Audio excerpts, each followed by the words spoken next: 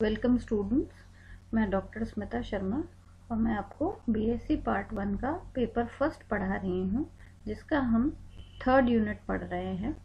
और जो चैप्टर हम पढ़ रहे हैं वो है सेंटर ऑफ मास। उसका नाम, उसमें और भी बहुत सारे टॉपिक है। उसी चैप्टर में हमारे आगे का जो टॉपिक है वो है इलास्टिक कोलिजन।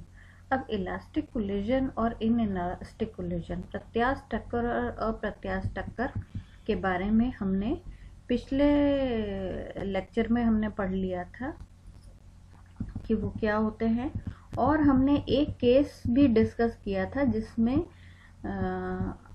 हमारे जो दो पार्टिकल्स हैं वो आमने सामने आते हैं और हमारे आपस में टकरा जाते हैं। ठीक है, तो head on collision, elastic collision of two particles को हमने डिस्कस किया था। साथ ही हमने ये जो हेड ऑन कोलिजन का जो एस्पेक्ट है, ये प्रत्यास्थ टक्कर जो है, सम्मुख दो कणों की सम्मुख प्रत्यास्थ टक्कर, इसको हमने दो एस्पेक्ट से पढ़ा था। एक तो लैब फ्रेम ऑफ रेफरेंस से पढ़ा था और एक centre of mass frame of reference से पढ़ा था। तो इसके अंदर आज हम इसी के आगे दूसरा एस्पेक्ट पढ़ेंगे, जिसमें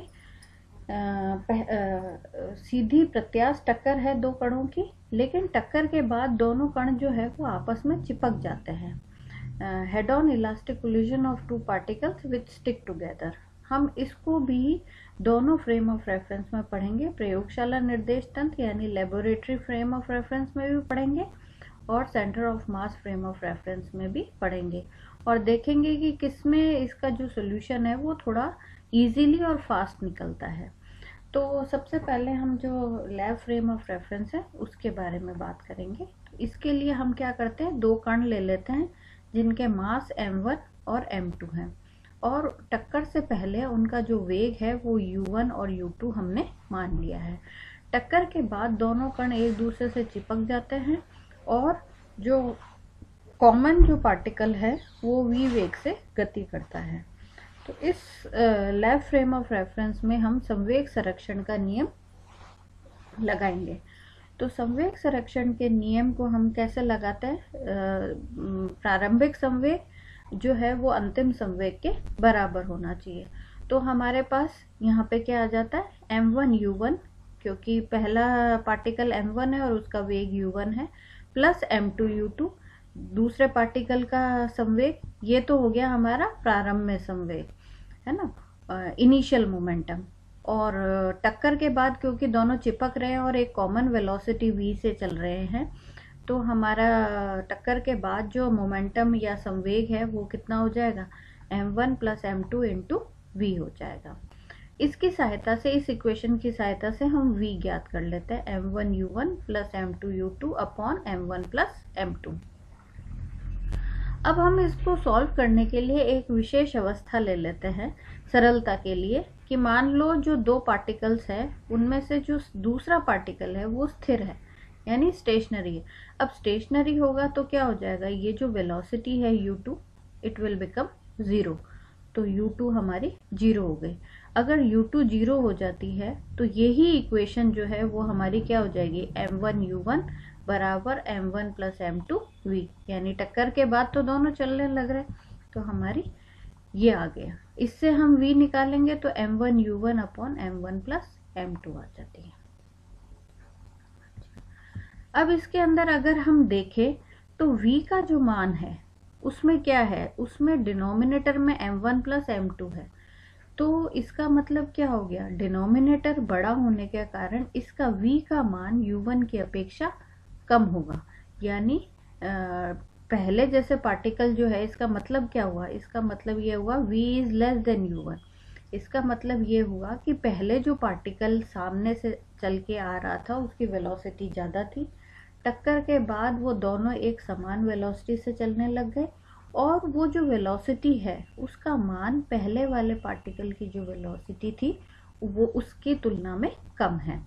तो अगर हम गतिज ऊर्जा निकालें, पहले इनिशियल काइनेटिक एनर्जी निकाले, तो वो हो जाएगी हाफ m1 u1 स्क्वायर, क्योंकि u2 0 था, और टक्कर के बाद जो हमारी काइनेटिक एनर्जी होगी वो क्या होगी, half m1 plus m2 v square.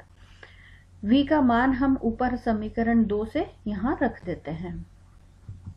तो इसको थोड़ा सा हम सिंप्लीफाई करेंगे। सिंप्लीफाई करने के बाद हमारे को ये प्राप्त होता है m1 square u1 square upon m1 plus m2। अब हम दोनों का रेशो निकाल लेते हैं k2 बाय k1 का। तो k2 बाय k1 का अगर हम रेशो निकालते हैं तो कुछ इस तरीके से दोनों इक्वेशंस के मान हमने रख दिए और सिंप्लीफिकेशन हम करेंगे, हाफ हाफ कट जाएगा, m1 u1 स्क्वायर ये सब कट जाएंगे और आपके पास अल्टीमेटली ये आ जाएगा m1 upon m1 plus m2। अब ये क्लियर है कि m1 का मान जो है वो m1 प्लस m2 की तुलना में हमेशा कम होगा, इट विल बी लेस। तो k2 अपॉन k1 का जो मान है वो लेस देन 1 होगा, है ना, क्योंकि डिनोमिनेटर बड़ा है तो 1 से ये मान छोटा होगा।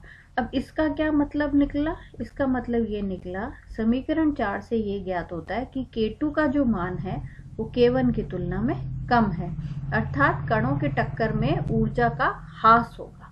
यानी जब भी इस तरीके से पार्टिकल्स टकराएंगे और चिपक के एक दूसरे के साथ चलना शुरू कर देंगे, ऐसे में हमेशा एनर्जी लॉस होता है और ये ऊर्जा की ये हानि अन्य रूप में प्रकट होगी, या तो गर्म हो जाएगा या साउंड एनर्जी, किसी भी अलग एनर्जी के फॉर्म में ये हमारे को मिलती है। अब ये जो घटना है ये हम सेंटर ऑफ मास फ्रेम में कैसे स्टडी करेंगे उसके बारे में हम पढ़ लेते हैं। देखो, सेंटर ऑफ मास फ्रेम में हमारे को, क्योंकि सेंटर ऑफ मास जो है उसकी वेलोसिटी, जो सेंटर ऑफ मास की जो पोजीशन है या उसको हम, उसकी जो वेलोसिटी है उसको हम 0 करते हैं। तो हमारे को सबसे पहले मतलब वो हमारी उसकी वेलोसिटी निकालनी हमारे लिए सबसे ज़्यादा ज़रूरी है। तो द्रव्यमान केंद्र की गति बाय फॉर्मूला हमारे पास क्या हो जाएगी, m1 u1 upon m1 plus m2, है ना जी। हमारे फॉर्मूला लगा के हमने निकाल ली। तो इससे स्पष्ट होता है कि द्रव्यमान केंद्र निर्देश फ्रेम VCM वेग से प्रयोगशाला निर्देश फ्रेम के सापेक्ष गतिमान है। तो इसका मतलब क्या हो गया? इसका मतलब ये हो गया कि अगर हम लैब फ्रेम में देखें तो आपका जो सेंटर ऑफ मास है वो इस वेलोसिटी से चल रहा था, अगर हम सेंटर ऑफ मास को लैब फ्रेम में देख रहे थे। तो अब अगर हम सेंटर ऑफ मास फ्रेम में देखना चाहते हैं तो हमारे को क्या करना पड़ेगा, ये वेलोसिटी जो है, ये वेलोसिटी आपकी जो लैब फ्रेम में जो वेलोसिटी दिखाई दे रही है उसमें से माइनस करनी पड़ेगी। क्यों माइनस करनी पड़ेगी? क्योंकि सेंटर ऑफ मास फ्रेम में ये वेलोसिटी 0 हो जाती है।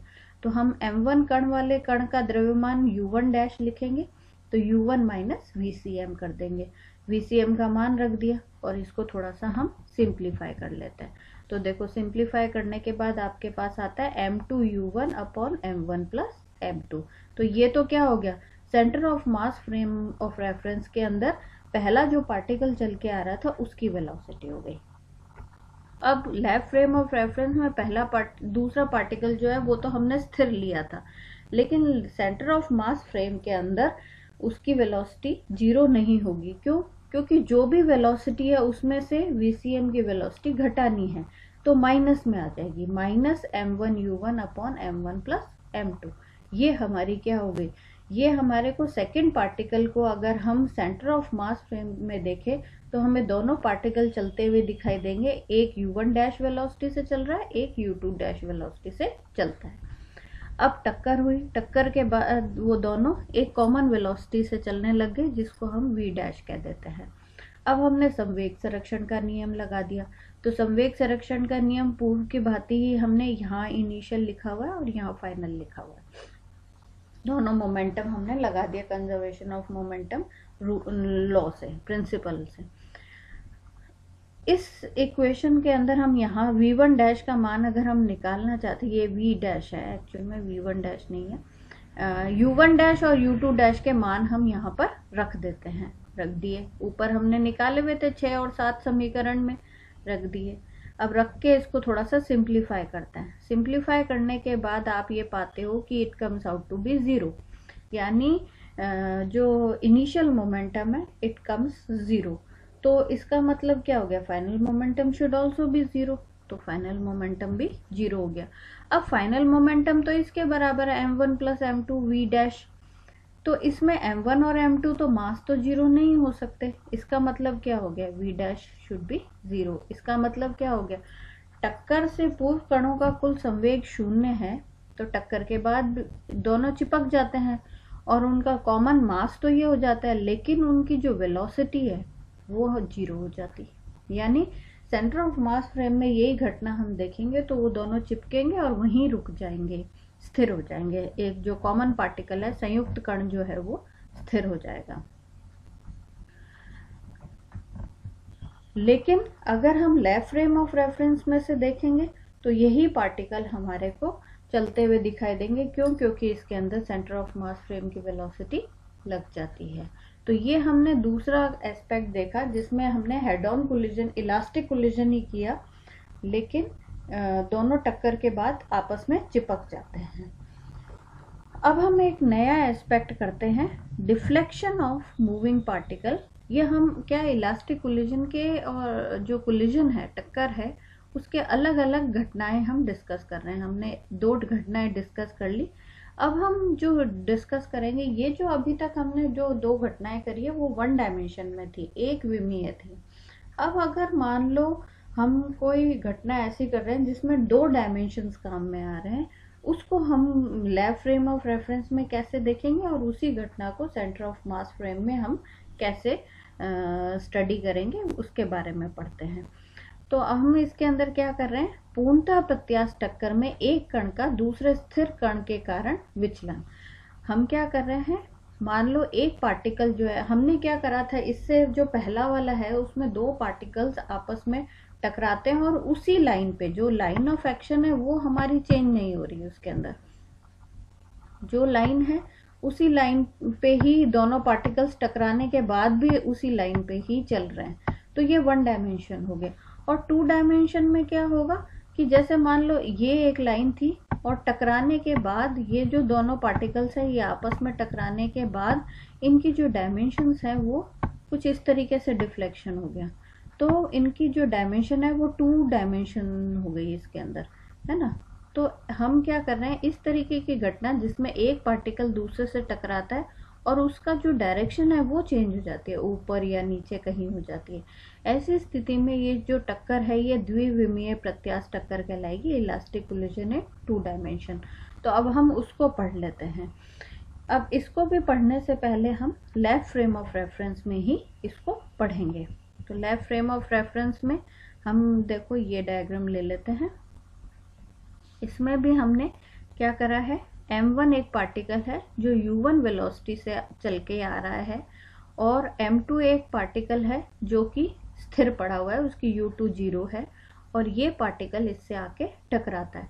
टक्कर के बाद ये पार्टिकल जो है, m1 पार्टिकल तो इस दिशा में चला जाता है v1 वेलोसिटी से और m2 पार्टिकल जो है वो इस दिशा में चला जाता है v2 वेलोसिटी से।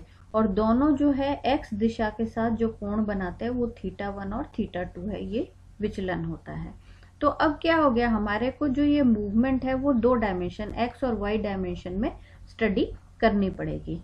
तो ये हमारी घटना है। अब इसका हम अध्ययन करेंगे। तो अध्ययन हम कैसे करते हैं, वही संवेग संरक्षण का नियम लगाएंगे। तो संवेग संरक्षण का नियम कंजर्वेशन ऑफ मोमेंटम लगाएंगे।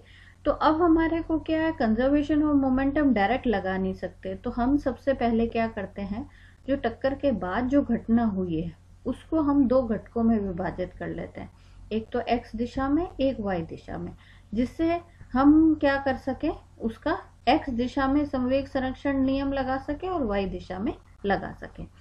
तो देखो यहाँ से हम इसका घटक निकालेंगे तो m1 v1 cos θ1 हो जाएगा। ऐसे ही इसका x दिशा में घटक निकालेंगे m2 v2 cos θ2 हो जाएगा। ठीक है।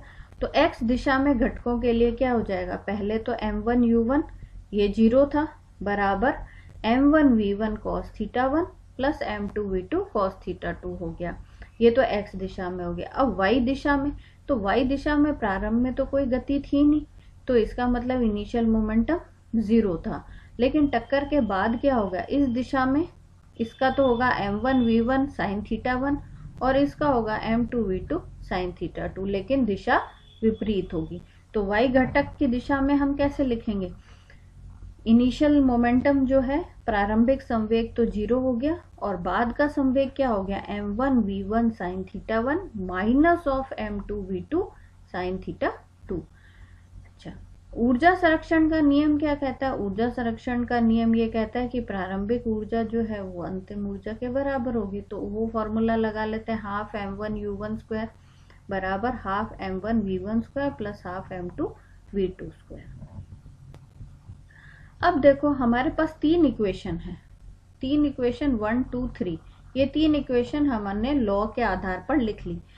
लेकिन हमारे पास जो अज्ञात राशियां वो कितनी हैं, वो है हमारे पास, एक तो v1 हमें अज्ञात है, v2 अज्ञात है, θ1 भी अज्ञात है और θ2 भी अज्ञात है।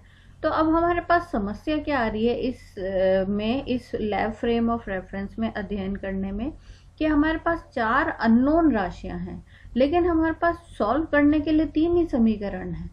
तो 3 समीकरण होने के कारण हम 4 अननोन वेरिएबल्स नहीं निकाल पाते। तो कम से कम हमारे को 4 इक्वेशन चाहिए। तो चौथी इक्वेशन नहीं होने के कारण इस प्रकार से हमारे को ये सॉल्व करना ऑलमोस्ट इम्पॉसिबल है। तो इस घटना को अगर हम सॉल्व करना चाहते हैं तो हमारे को centre of mass frame of reference को अपनाना पड़ेगा। अब यही घटना हम सेंटर ऑफ मास फ्रेम में बड़ी सिंप्लीफाइड वे में सॉल्व कर पाएंगे। तो इसको हम इस घटना को फिर सेंटर ऑफ मास फ्रेम में देखते हैं। तो सेंटर ऑफ मास फ्रेम में हम देखेंगे तो सबसे पहले हम वही सेंटर ऑफ मास की वेलोसिटी निकालते हैं। तो वेलोसिटी हमारी क्या हो जाएगी, m1u1 upon m1 plus m2। अब हमें पता है कि ये जो वेलोसिटी है ये सेंटर ऑफ मास फ्रेम में 0 होती है। ये तो वेलोसिटी कहाँ से थी, अगर हम लैब फ्रेम में देख रहे हैं तो इसकी वेलोसिटी थी। तो हमारे को क्या करना पड़ेगा, जैसे पहले किया था हमने, पहले पार्टिकल की जो वेलोसिटी है उसमें से सेंटर ऑफ मास की वेलोसिटी माइनस कर देंगे और दूसरे पार्टिकल में से भी माइनस कर देंगे। ठीक है, तो हमारे पास कुछ इस तरीके का आ जाएगा। अभी हमने वैल्यूज प्लेस नहीं करी, हमने केवल फॉर्मूले लिख के रख लिए। अच्छा, टक्कर के बाद भी क्या हो रहा है, टक्कर के बाद भी हमारे को सेंटर ऑफ मास फ्रेम की वेलोसिटी तो 0 ही होनी चाहिए। तो टक्कर के बाद जो हमने वेलोसिटीज मानी है उसमें से भी VCM को घटाना हमारे को पड़ेगा। क्यों, क्योंकि द्रव्यमान केंद्र इस फ्रेम ऑफ रेफरेंस में हमेशा स्थिर रहता है। अब हमारे को ये मालूम है, अब हम कंजर्वेशन लॉ लगाएंगे। ये हमने सारी वेलोसिटीज डिसाइड कर ली, तो अब हम संवेग निकाल सकते हैं, मोमेंटम निकाल सकते हैं। तो द्रव्यमान केंद्र निर्देश फ्रेम में द्रव्यमान केंद्र स्थिर होता है, अतः कुल संवेग का मान 0 होगा। इसलिए दोनों कणों के संवेग बराबर एवं विपरीत दिशा में होंगे। तो अब हमारे क्या हो जाएगा, क्योंकि उनका द्रव्यमान केंद्र जो है वो कांस्टेंट रहता है, इसलिए जो पहले वाले पार्टिकल है उसका जो मोमेंटम, मतलब दोनों के जो मोमेंटम है वो इक्वल एंड ऑपोजिट होंगे। तो m1u1 dash plus m2u2 dash is equals to 0। तो अगर हम इसको यूं लिख सकते हैं, m1u1 डैश बराबर माइनस m2u2 डैश लिख सकते हैं। ठीक इसी प्रकार से हम दूसरे का भी m2 टक्कर के पश्चात जो संवेग है उनको भी हम इक्वेट करके लिख सकते हैं। अब ये जो चीजें मैंने लिखी हैं इसको हम, ये आपको एक बार को लगे ये कैसे हो गया भाई, इसको हम सॉल्व करके देखते हैं, अब फिर निकलेगी ऑटोमेटिकली। तो हम इसको कैसे करेंगे, m1u1 डैश का मान लिखते हैं। तो u1 डैश क्या है आपका, u1 माइनस VCM, ऊपर निकाला हुआ है हमने, है ना, इसको मैंने यहाँ लिख दिया। फिर VCM का मान लिख दिया, VCM का मान लिख दिया। अच्छा, इसमें एक चीज ध्यान रखिएगा, यहाँ पे ये शायद इन्होंने माइनस साइन लगा रखा है, ये चीज नहीं लगाना। ये क्या बुक्स में कई बार बहुत गलतियां रहती हैं, पॉजिटिव फॉर्म में है ये। हम यहाँ पर VCM का मान रख देते हैं और इसको सिंप्लीफाई करते हैं। तो सिंप्लीफाई करने के बाद देखो, इसको सिंप्लीफाई करते जाते हैं और सिंप्लीफाई करके आपको ये मिल गया m1 m2 u1 m1 plus m2, है ना। अच्छा, अब ठीक इसी प्रकार से m2u2 डैश भी निकाल लिया, m2u2 डैश भी इसी प्रकार से निकाल लिया। और उसको भी सिंप्लीफाई करके हमने ये निकाल लिया। अगर हम इन दोनों को देखें तो क्या आ रहा है, m1u1 बराबर माइनस m2u2 का मान आ जाता है हमारे पास, ठीक है ना। तो ये दोनों चीजें मान हमारे बराबर हो गए। ठीक इसी प्रकार से अगर हम इसको के अंदर v1 का मान और v2 का मान रखें तो हम इसको भी सिद्ध कर सकते हैं। तो इन समीकरणों से ये स्पष्ट होता है कि टक्कर के पश्चात कण की गति जो v' और v2' है वो एक दूसरे की विपरीत दिशा में होगी और कणों की गति प्रारंभिक दिशा के साथ समान कोण बनाती है। तो इसमें centre of mass frame of reference में जो हमारी ऊपर वाली जो कंडीशन थी वो कैसे होगी, हमें ये दिखाई देगा कि दोनों पार्टिकल आमने सामने से आ रहे हैं और टक्कर के बाद वो विपरीत दिशा में चले गए। तो ये जो एंगल है ये सेम हो गया हमारा, ठीक है। तो हमारी ये समस्या जो थी ना 4 वेरिएबल्स की, उनमें से हमारे पास 3 ही वेरिएबल्स रह गए। जो आपने समीकरण 9 और 10 निकाली थी उसकी सहायता से हम u2' और v2' लिख सकते हैं, है ना। तो u2' और v2' लिख सकते हैं तो हम ऊर्जा समीकरण जो है वो हम निम्न प्रकार से लिख सकते हैं। अब ये सारी चीजें हम क्यों कर रहे हैं, क्योंकि हमारे को अननोन वेरिएबल्स निकालने हैं। तो अननोन वेरिएबल निकालने के लिए हम ऊर्जा संरक्षण का नियम तो वही वैसे ही लगेगा, लेकिन हम इसमें u2' और v2' के मान जो ऊपर है उनसे हम रख देते हैं। रख दीजिए। अब इसको आप पेन पेपर लेके इसको सॉल्व करके देखिए, ये कुछ ये वाला फॉर्म आपको बड़ी आसानी से मिल जाएगा। और इसको फर्दर हम सॉल्व करेंगे तो u1' is equals to v1', ये एक्चुअल में स्क्वायर बराबर होंगे, फिर उनका जो मॉड है वो बराबर हो जाएगा। तो मॉड बराबर होने का मतलब ऐसे ही अगर हम इनको एलिमिनेट करें, जैसे इसमें तो मैंने u2' को एलिमिनेट करा है, v2' को करा है, ऐसे ही अगर मैं इक्वेशन को उल्टा करके u1' और v1' को एलिमिनेट करती हूँ इसके अंदर, तो मुझे ये प्राप्त होता है u2' बराबर v2'।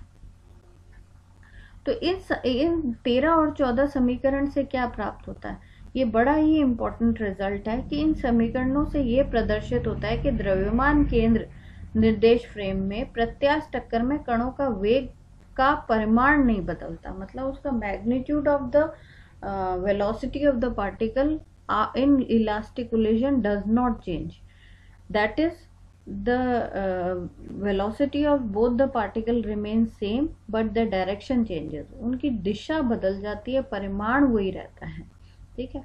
अब दिशा हमारे को निकालनी पड़ेगी, तो दिशा कैसे निकालेंगे, प्रकीर्णन कोण का मान निकालना। तो अब एंगल निकालना है तो भाई देखो जो है एंगल अगर हम थीटा निकालना चाहते हैं तो tan θ1 जो है वो हमारा कैसे निकलेगा, साइन अपॉन कॉस से निकलेगा, v1 sin θ1 upon v1 cos θ1। अब हमने ये पढ़ रखा है कि v1' बराबर v1 माइनस vcm, उससे मैंने v1 निकाल लिया, v1 मेरा ये आ गया, ठीक है।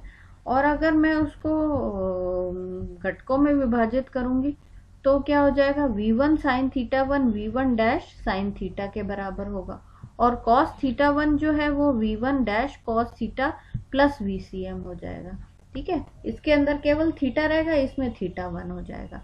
तो अगर मैं ये वैल्यूज ऊपर वाली समीकरण में रखती हूँ तो मेरे पास कुछ ये चीज प्राप्त होती है, तो है ना। तो समीकरण tan θ1 बराबर v1' sin θ upon v1' cos θ plus vcm।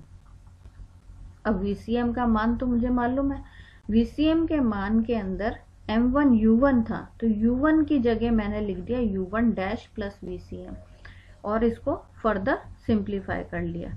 Simplify करने के बाद ये थोड़ा सा सिंप्लीफिकेशन प्रोसीजर इसका लंबा है, हमारे को कुछ ये प्राप्त हो जाता है vcm का मान। और दूसरी चीज हमारे को ये पता है कि u1' और v1' बराबर है, इसलिए vcm ये भी लिख सकते हैं। इन दोनों मानों को अगर मैं यहाँ रखती हूँ तो मेरे को ये vcm का मान अगर मैं यहाँ रखती हूँ तो मेरे को v1' जो है वो कैंसिल आउट हो जाएगा और केवल tan θ1 कुछ इस रूप में प्राप्त हो जाता है। तो tan थीटा 1 अब क्या है, ये जो इक्वेशन उसके अंदर सॉल्व नहीं हो पा रही थी, यहाँ हमारी सॉल्व हो गई कि किस एंगल पे पार्टिकल डिफ्लेक्ट होके जाएगा, वो ये इस पर डिपेंड करेगा। अब इसके अंदर जो मोस्ट इम्पॉर्टेंट पैरामीटर है वो m1 और m2 है। तो m1 m2 का मान कैसा होगा, उसी पे ही हमारी अलग अलग कंडीशंस डिपिक्ट होंगी। जैसे m1 अगर m2 से बड़ा है तो m1 अपॉन m2 1 से बड़ा होगा। ऐसे में क्या होगा, राइट हैंड साइड का जो डिनोमिनेटर है वो कभी भी जीरो नहीं होगा। जीरो नहीं होगा इसका मतलब क्या होगा, tan थीटा 1 हमेशा इन्फिनिटी से छोटा रहेगा, या थीटा 1 बराबर π/2, theta 1 will always be less than π/2। तो इसकी क्या कंडीशन हो गई कि अगर कोई भारी कण किसी हल्के कण से टकराता है तो टक्कर के पश्चात भारी कण विपरीत दिशा में गतिमान नहीं होगा, मतलब वो टक्कर, ये तो अपन को नॉर्मल उसमें भी पता है कि भारी कण जो है वो हमारा लौटेगा नहीं। ऐसे ही अगर दोनों मासेस बराबर हों तो ऐसी स्थिति में क्या हो जाता है, m1 अपॉन m2 1 के बराबर हो जाता है और थीटा पाई के बराबर हो जाता है। ऐसे में tan थीटा 1 का मान अनंत होगा। अनंत होने के कारण क्या हो जाएगा, यदि दो समान द्रव्यमान के कणों के बीच में टक्कर हो तो अगर और एक कण रुका हुआ है तो टक्कर के पश्चात दोनों एक दूसरे के परपेंडिकुलर दिशा में, लंबवत दिशा में गतिमान हो सकते हैं। और अगर इसकी तीसरी जो कंडीशन है वो अगर हम देखें m1 less than m1 upon m2 less than 1 हो तो थीटा 1 का ऋणात्मक मान संभव हो सकता है। तो ऐसी स्थिति में क्या होता है कि यदि कोई हल्का कण किसी भारी कण से टकराता है तो टक्कर के बाद हल्का कण अपने इनिशियल मतलब एक्चुअल में बाउंस बैक हो सकता है, और ये जो है उसका मान थीटा 1 का मान 0 से पाई कोई भी हो सकता है। ठीक है, तो इन तीनों कंडीशंस को इस चित्र के द्वारा हमने डिपिक्ट किया है, ये आप देख लीजिए। तो ये हमारा हो गया 2 डायमेंशनल इलास्टिक मोशन। अब इसका हम एक इससे रिलेटेड जो एग्जाम्पल है वो नेक्स्ट लेक्चर में पढ़ेंगे। धन्यवाद।